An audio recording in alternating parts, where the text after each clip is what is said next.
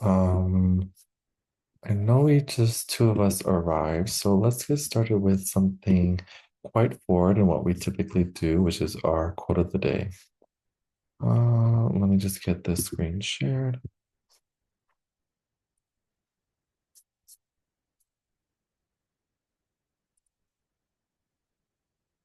All right, so here on the right-hand side is our quote of the day by Ralph Waldo Emerson.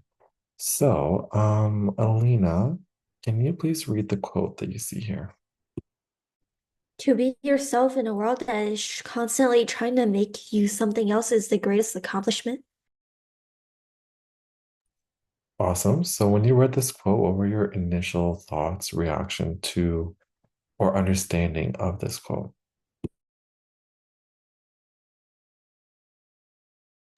I thought it meant uh essentially individuality is hard to achieve when everyone is trying to force you to be the same. Absolutely. And that's actually very directly related to what our task is for today. Now, Dora, I was wondering if you can please read this task on what we're supposed to do today.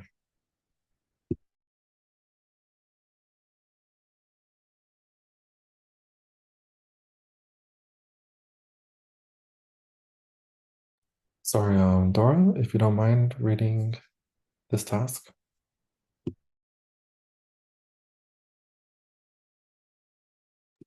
No? All right, then I'll read it. So, what you guys are meant to do is analyze the challenges and rewards of staying true to one's values in a conformist society.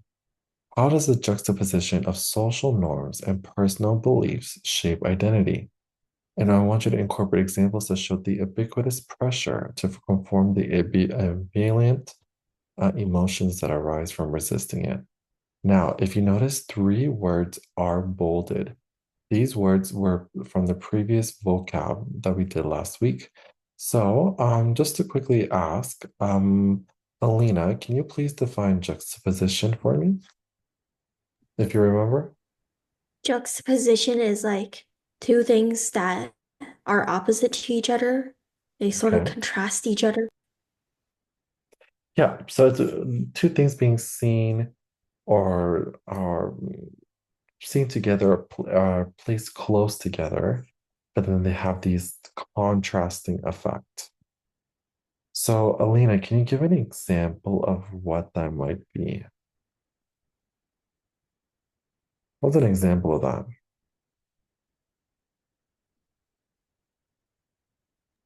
Um, I guess it could be like the first part from A Tale of Two Cities, where it's like it was the best of times, it was the worst of times. Absolutely. So, two examples, two literary devices that are contrasting an idea but are placed side by side. Again, when we think of more examples, we can think of good and evil, light and darkness, very classic examples. The next word is ubiquitous. Uh, let's see. Elise, do you remember what a ubiquitous means? Like something you see everywhere, also like where you see everywhere. Yep, something that is found everywhere. And then ambivalent, Dora, if you don't mind, defining what ambivalent means. Is it like when you're like uncertain? Sorry, can you repeat that? I can't hear you. When you're like uncertain? Yeah, mixed feelings, conflicting feelings that usually comes with uncertainty. But it's specified specifically towards like a course of action per se. So, and this is from opposing forces, right? Light versus dark, positive versus negative feelings, feelings or belief. So with this, those are the three terms that we learned from last week. So great job, everybody, for defining it. Now, what I want you to do is please answer the following questions regarding the quote of the day. Does anyone have any questions regarding this task? No? All right, then. So I'm going to give you guys around 10 minutes to get started, and then we'll get started with the editing. And I highly encourage everybody to make sure that we are participating so that I can give as much feedback as I can from to everyone. All right. So if there are no further questions, you may get started. 10 minutes starting now.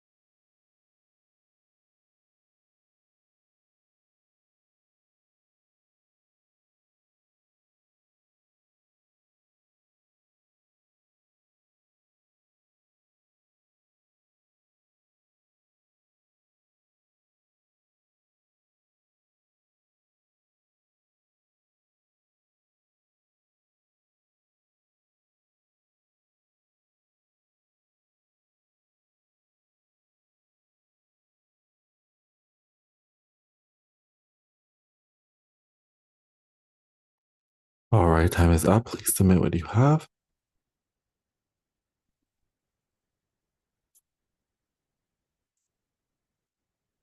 All right. So I'm gonna stop sharing, and then we are going to open up the Word document.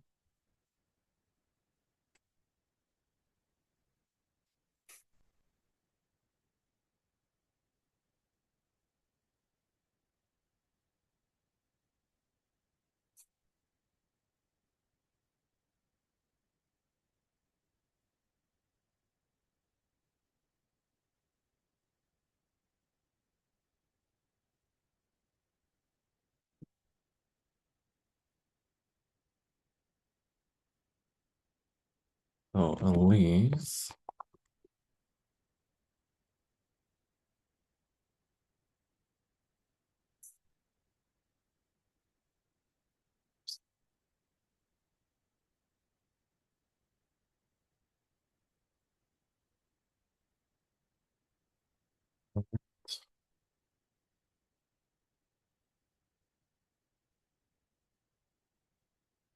Yeah. So at least you said to stand out in society is dangerous, whether it is a fashion show and you're the only one wearing peach. Or if you're on a hunt and are standing when everyone else cowers behind the bushes at the side of a lion. Okay. So I would switch up the wording here. So to stand out in any society is, I would say, I would add something like considered to be or known as or thought to be something along those lines. Dangerous.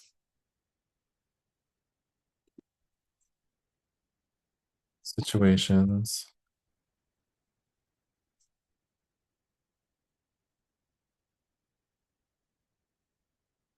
such as attending a fashion show and you're the only one wearing peach. Or if you're on a hunt and are standing when everyone else cowers behind the bushes at the side of the line.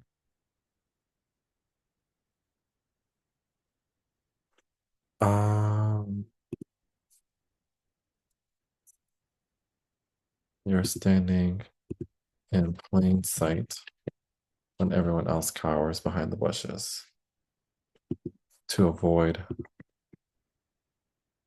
sight of a lion. You said living in a world that shapes you to something else while you want to be yourself can often lead to self-conflicts. Absolutely. What am I? What defines me?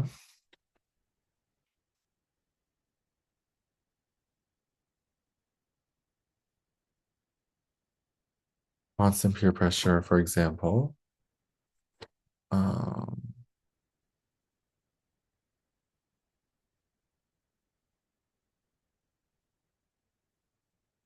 uh, I would say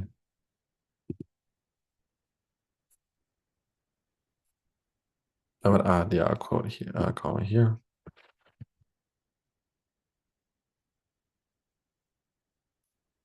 Take out can cause one side to hide themselves behind a visage that is not their self in their hunt for lions. They're constantly on edge. Let's take this out.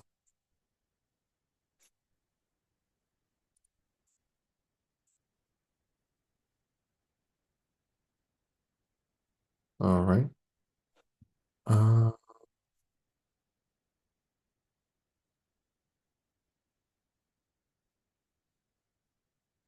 mm, on edge, making spontaneous decisions, careful with spelling.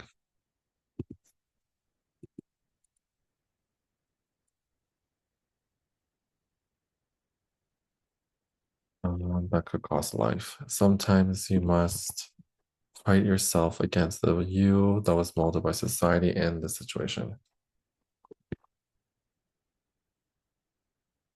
The true you That was multiplied by society and a situation. That is really regarding specific situations. But I'm assuming that you're meaning this to be more general speaking. So I'm going to put us situation. This happens every day. And so everything needs to be hyphen separated. This happens every day and has serious impacts on mental health. Every day, people head off into a new day full of choices, decisions, and conflicts. So again, be careful with the spelling. All right, that's all the feedback I have for you. Elise, do you have any questions? No, thank you. No? All right, awesome. So Alina, let's take a look at yours.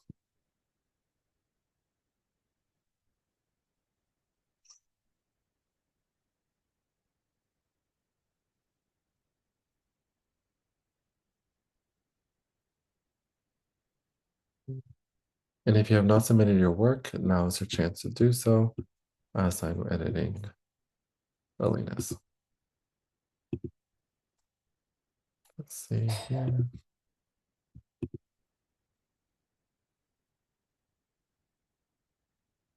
So, Alina, you said staying true to one's value in a conformist society is a constant struggle between individualism and the compulsion to fit in. Absolutely. The juxtaposition of social norms and personal beliefs often highlights internal conflicts as people must choose between acceptance and self-expression. Awesome. Shapes needs to be changed into this.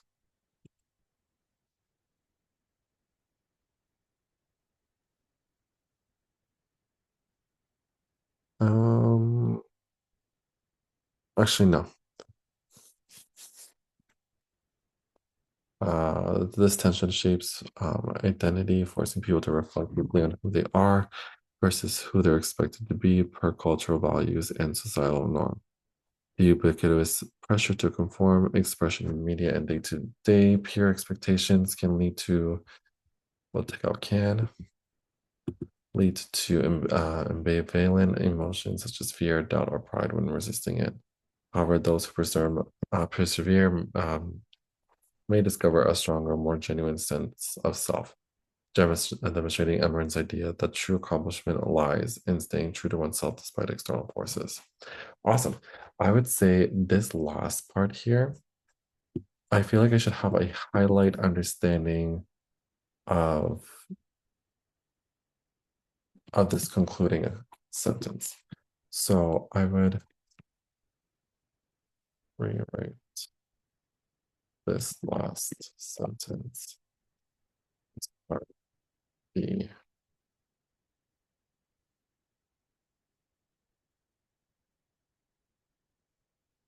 introduction.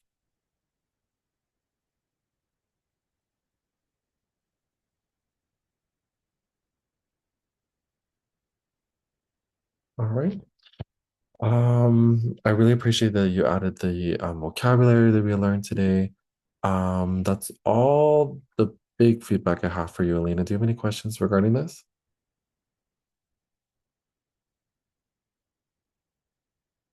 No? All right. Awesome job. Okay, so let's continue. For those who didn't get a chance to participate in this section, we'll have the opportunity to do so in many of our writing tasks. Now, in terms of our writing task, we have another one based on the vocabulary that we learned last week.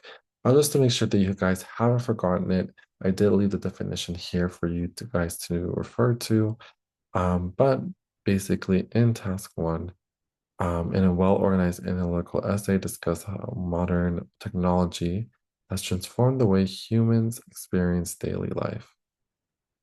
In your class, explore the emotional, social, and cultural consequences of technological advancement, and use at least one example where opposing or contradictory effects are evident.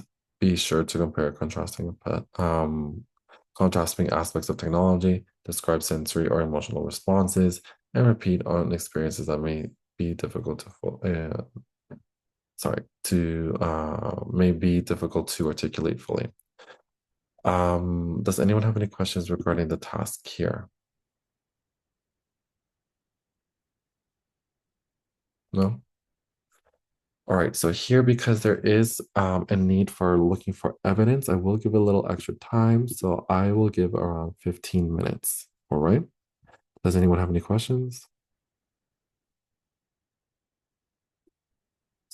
No? No questions? All right then. So 15 minutes starting now.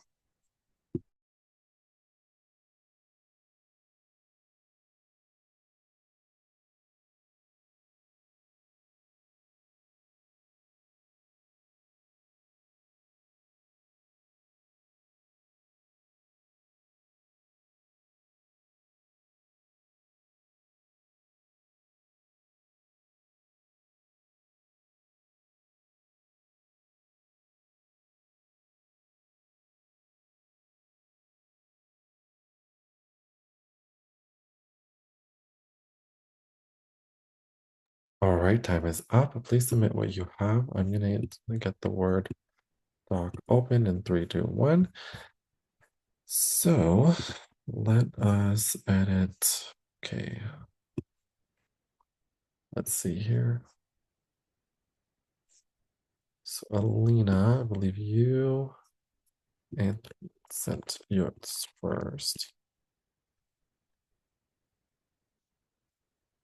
Okay. So Alina, you said modern technology has radically, you could just say modern technology has radically reshaped daily human life, producing ambivalent feelings as we navigate its benefits and drawbacks. Awesome. While it has made communication and information ubiquitous, connecting people across the globe instantly and spreading news like wildfire, it has led to emotional isolation and overstimulation. The happiness social media creates from doom scrolling juxtaposes the feelings of insecurities and inadequacy users face as they view curated images of happiness. This highlights the complex nature of technological advancement, which has changed global and social norms and cultures for the better or for worse. I would ask you to provide specific examples from which social media platforms to what accounts and the typical contact one might get in order to feel this way. So I would just dive in a little bit deeper into what exactly do you mean by this? Now, and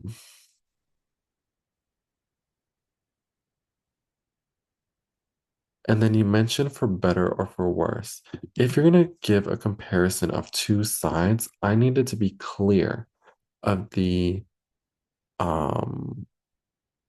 positive and negative outlook. You do mention it briefly for each side, but if you're going to mention each, I want it to be obvious. For example, mention pros directly and clearly. Same thing with the cons. You do this with the cons of keeping it clear and direct. So that's great. It's just more so the positive. It is lacking in terms of the way we're doing this sense of comparison. Do you have any questions regarding the feedback I just gave you right now, Alina?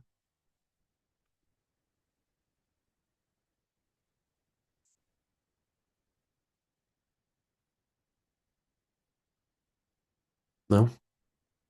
No questions? All right. So then let's see who is next. Dora.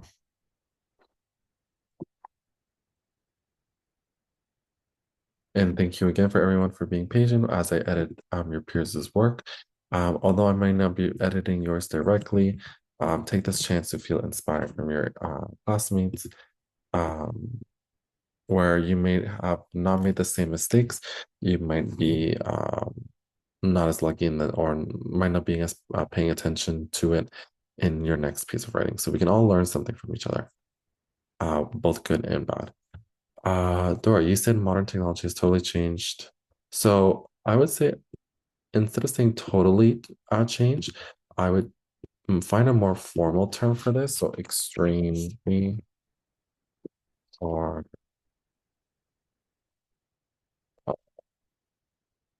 a synonym of that would be great. Rather than just totally, or like has completely changed how we live uh our lives every day. We can talk to friends across the world. So although this is not guided for you to have formal responses, it's always good to get in the habit of having your natural writing be formal. For example, so instead of saying we can talk to friends across the world like they're right next door, what we can say is um, the, there is more accessibilities for societal connection and building friendship across the world, like they're right next to each other due to smartphones and video calls. However, emotionally, we are more connected.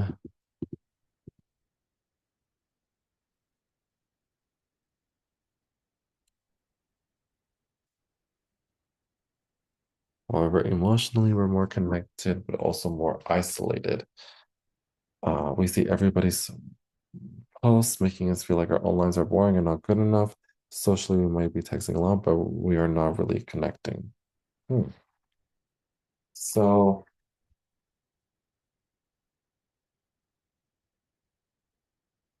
I would say, however, emotionally, we're more connected, but also more isolated.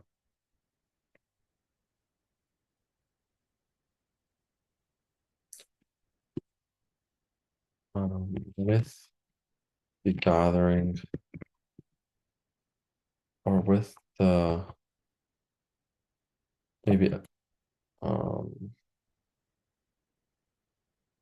access of seeing everybody's post,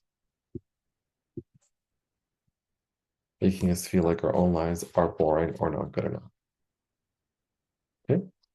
Socially, we might be texting a lot, but we are not really connecting. Culturally, technology is making the world smaller, but it's also blurring the lines. We can learn from different cultures very easily. I would find another term that represents this idea very easily.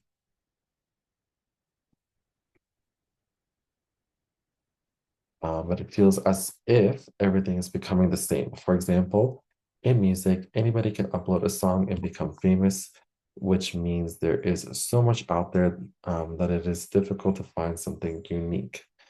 You're gaining a lot, but also losing something special along the way. Awesome. So this is great. In terms of your repetition, emphasizing your point of view when it comes to this topic. Now, with your approach, Dora, I would recommend you being a little bit more formal in the word choice that you choose, and then also being a little bit more formal on what aspects. Not saying that you have to be completely formal 24/7 or completely formal in your response, but there is, when there is a chance to make it formal, I would recommend doing it. Any questions? No. Okay. So, Elise, let's take a look at yours. And then we'll move on to our next task.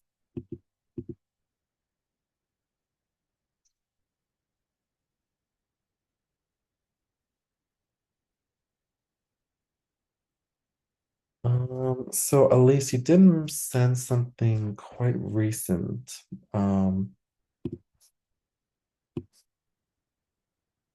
You have this part here.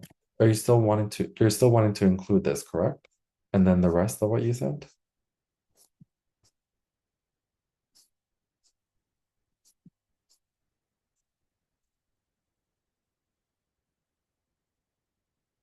Sorry, Elise. This first part, this is meant to be connected with the rest of what you sent, correct?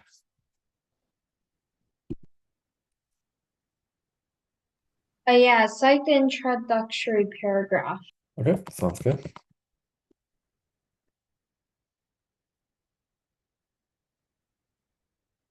So, Elise, you said it is fair to say that technology is ubiquitous. Um, Rather saying it is fair to say, you would want to provide a more compelling way of mentioning this. So you could say based on previous um, understandings, um, it is assumed that technology is ubiquitous. All right. Excuse me. Everyone, everywhere one can look, there is a computer, phone, laptop, iPad. When you're gonna mention products such as the iPad, you need to make sure it's titled exactly as you see such. Um, okay,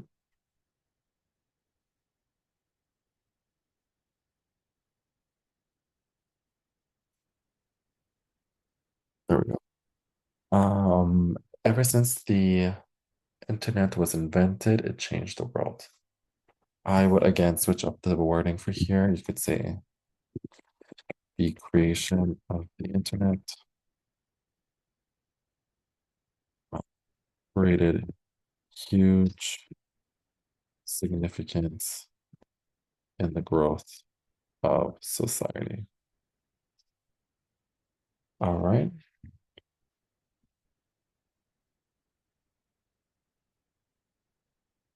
Then you have this.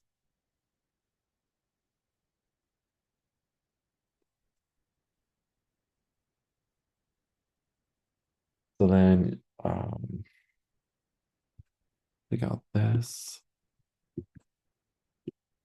It's so difficult to imagine a world without networks, even less the electricity. I would take this out. It's not necessary. And then you said this prompts a fascinating question. Is there too much technology in our lives? A wonder of the world. Yeah. However, social media and the internet in general has been found to have negative effects on people. People, especially young. This is all good. Being online can allow a person to be cruel then. So just be careful with that. THAN. This is more difficult to manage identities online. Social media has been made life easier by providing seemingly unrealistic shortcuts. All right.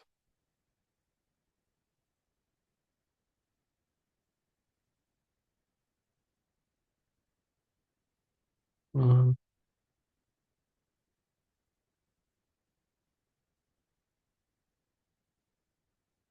they got this.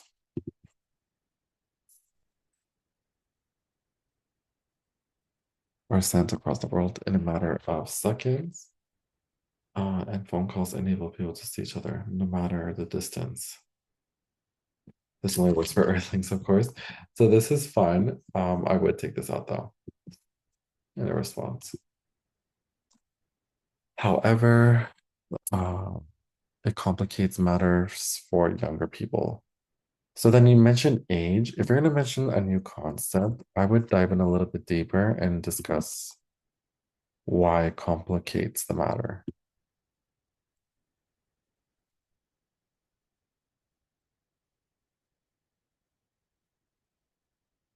Okay. All right. Elise, any questions regarding the feedback I just gave you right now? Wait, what? Any questions? No, no, thank you. All right. So I am going to stop sharing. Let's get started with the recommended author and book of the day. We didn't get a chance to see that.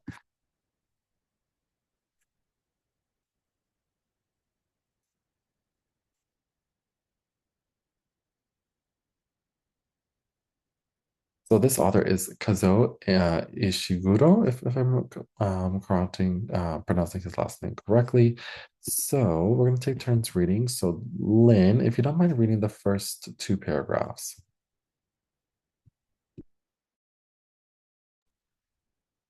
Kazuo Ishiguro is a British novelist and Nobel laureate in literature, known for his emotionally restrained yet profound, moving works that improve memory, identity, and the quiet tragedy of potential loss. Born in Nagasaki, Japan, and raised in England, Ishiguro brings a unique cross-cultural sensibility to his writing, often focusing on characters who reflect inwardly as they confront the gaps between memory and reality. His most acclaimed novels, such as The Remains of Day, Never Let Me Go, and Clara and the Sun, feature narrators whose limited understanding creates a poignant sense of emotional distance and slow revelation. Ishiguro masterfully juxtaposes ordinary life with unsettling truths, often evoking an ambivalent atmosphere where hope and despair coexist. His writing style is quiet and controlled, yet capable of experiencing ineffable emotions that linger with the reader. Awesome. And then Dora, can you finish the last little part here? Is it the part that's like Ishiguro's fiction? So it's after reader. So yeah, in Ishiro's fiction invites. Okay. Ishiguro's fiction invites reflection on how people cope with loss, duty, and the need for meaning in a world that may not provide clear answers.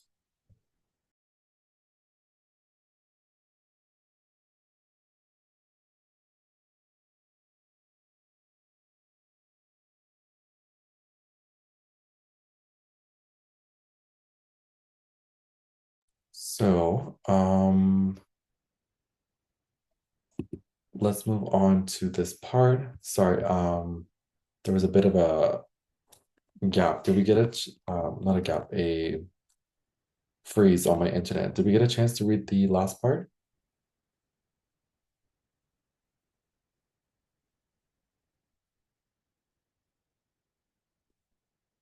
Who read the last part? I did. Okay. So then here is one of his works, Never Let Me Go, by Kazuo Ishiguro. So let's see. Elise, can you please read this paragraph for us? Set in a dystopian version of England, Never Let Me Go follows the story of Katie, Ruth, and Tommy, students at a mysterious boarding school called Hailsham. As they grow older, the dark truth of their existence is slowly revealed. They are clones created to donate their organs. Ishiguro's haunting narrative is subtle and poignant, delving into themes of memory loss and what it means to be human. The novel invites ambivalence from readers as they juxtapose the quiet beauty of the characters' lives with the horrific reality of their fate. Many of the emotional moments in the story are ineffable, leaving a lasting impression. Awesome. So here, what we're going to do is some people believe that preserving the past is essential to understanding who we are, while others argue that holding on to memories can prevent growth. So in a well-developed essay, I want you guys to discuss the role that memory plays in shaping identity. Should we rely on memory to guide our sense of self, or is it more important to focus on the future? So in this case, some guidelines that I would want you guys to follow is use examples from your own life, history or literature, if applicable. So that means previous things you've read or research that you find online, or even through a book summary of this book you could use to support your argument. And then in your response, you should consider how memories can be both comforting and misleading. So think about that. And then, of course, I want you to incorporate at least two of the following SAT words that we have been practicing a lot so far, which is ambivalent, ubiquitous, juxtapose, cacophony, and ineffable. So you can choose any of those two words. All right, does anyone have any questions?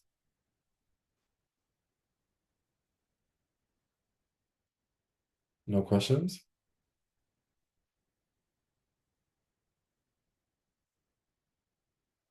Okay. So because I want you guys to do a little bit of research and really think about some examples to help support your answer, I'm going to give it 15 minutes, all right? And then we'll take the rest of class time to edit. Does anyone have any questions? No? Okay, so you may get started. 15 minutes.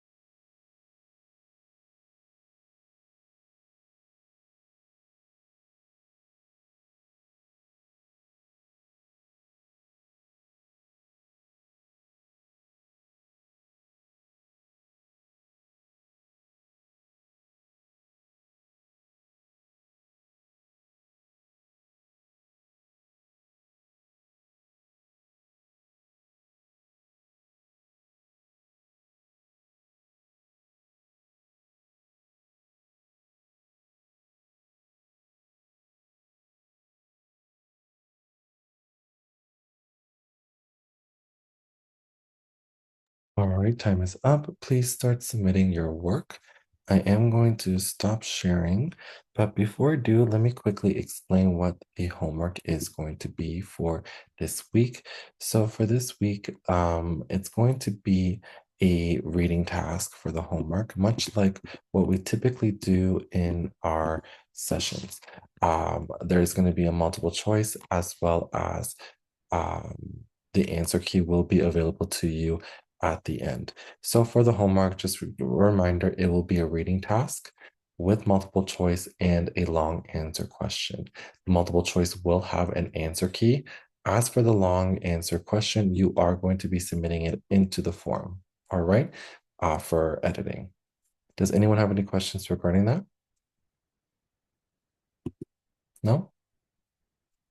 Okay, so take this time to submit your responses. So far, I'm only seeing from one. So please, again, try your best to submit as much as you can, even if it is a short paragraph of this task. So I'm going to stop sharing and get the document prepared, and then we'll continue from there.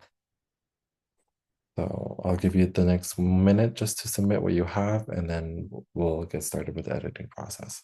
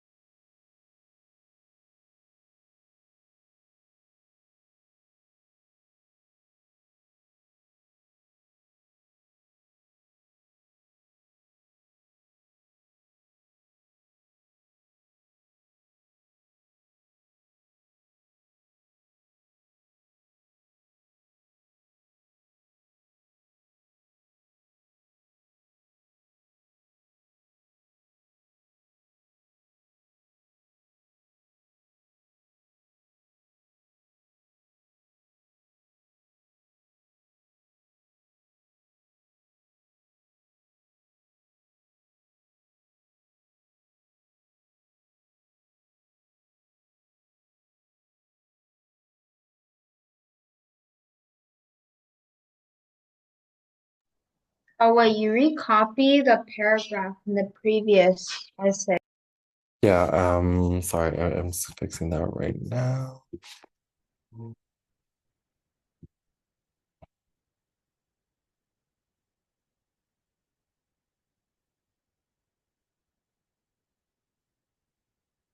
All right, so let's see here.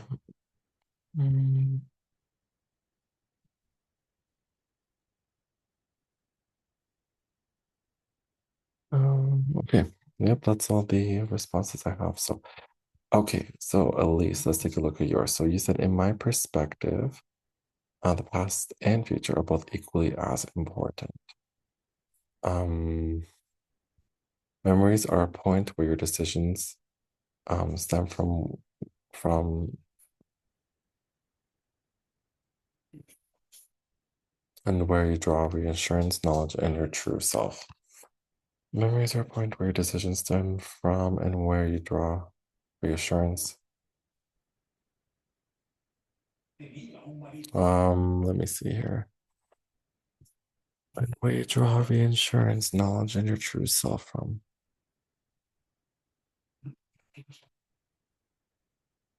I would take out this. Memories are fickle creatures. I would say rather than creatures, we could say are fickle, and period. Leave it as that. Ubiquitously existing in our own minds. Because you're saying our, so more than one person. They can twist emotions and cause one to act rashly based on past experiences or feelings. Uh-huh. And then I would provide maybe a little bit more of an example of how memories can twist, right? Exactly what? Is there maybe, let's talk about paranoia, maybe trauma. That's trauma. Those are interesting topics to kind of bring up as an example. It doesn't have to be a long, or it doesn't have to be either your own either, but just something along those lines. And then you said thinking of the future is also cruel as it decides the course of your life and what you will become. Removing either is like cutting off the roots or head of a plant. I would stick to either or in terms of, and also this needs to be plural.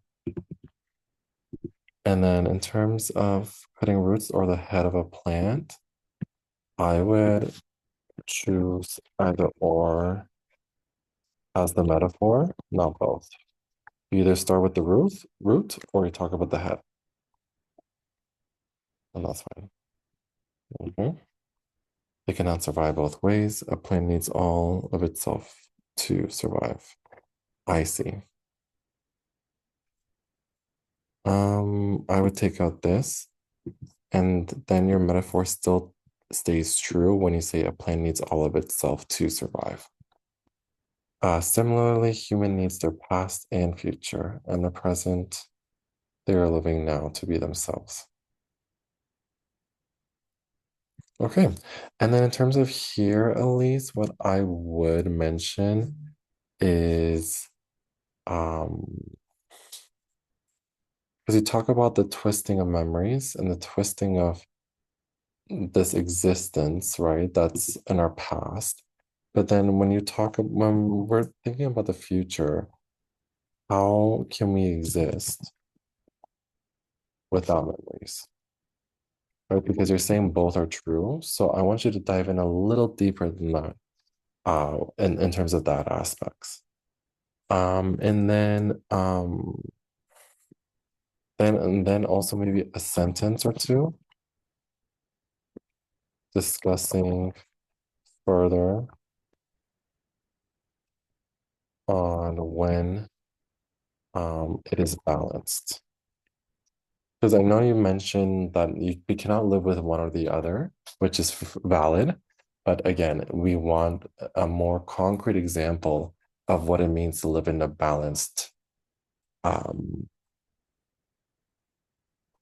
existence of both memory and future. Okay. And that's all the edits I have for you, Elise. Do you have any questions? Why do I need to remove one of the plant thingies for the metaphor? Because when you're is like cutting off the roots or head of a plant, when you're doing a metaphor, it's typically not accepted when you're giving more than one comparison, right? Usually with a metaphor, you're sticking to one concept, one idea. So cutting off the roots it's part of that metaphor. But when we give variation, the metaphor becomes not as strong. And then also the roots and the head are very different, right? And both can be understood individually as something very different as well. So then when we give two options, it can sound a little confusing. Oh, okay, thank you. I get it Awesome. now. Yeah. All right. So I'm going to stop sharing. Does anyone have any questions regarding today's session? No? All right. So don't forget that the reading and with the multiple choice and long answer question will be for homework. The long answer question will be submitted into the forum, which you'll see in the slides once received. All right. Again, if there are no further questions, have a great day. Bye, everyone. Thank you. Bye. Bye.